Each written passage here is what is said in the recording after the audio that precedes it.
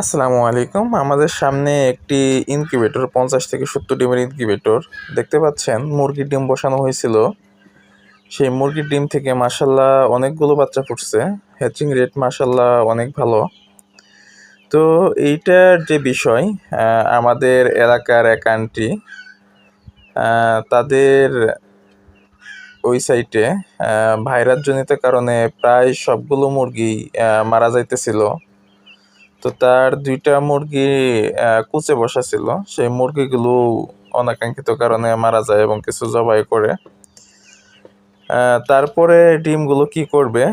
তো যখন জানতে পারে যে আমরা ইনকিউবেটরে বাচ্চা ফুটাই, তো আসে আমাদের কাছে যে কি বিষয়াদি।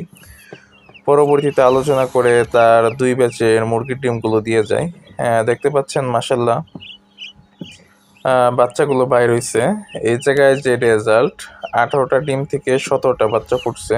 আরেকটা ডিম থেকে বাচ্চা ফুটে নাই। আরও কয়েকটা ডিম আছে। এগুলো থেকে আশা করি ভালো রেজাল্ট পাওয়া যাবে। যারা প্রাথমিক অবস্থায় খামার শুরু করতে চান বা শখের বশে বাড়িতে কিছু মুরগি আছে সেগুলো থেকে বাচ্চা ফোটাতে চান, আমাদের কাছ থেকে ছোট ইনকিউবেটর নিয়ে আপনারা সহজেই মুরগির ডিম থেকে বা যেকোনো ডিম থেকে, বীজ ডিম থেকে আপনারা বাচ্চা ফোটাতে পারবেন।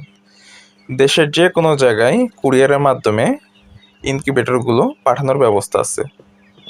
স্ক্রিনে দেওয়া মোবাইল নাম্বারে যোগাযোগ করে অর্ডার করে আপনারা ঘরে বসেই ইনকিউবেটর নিতে পারেন।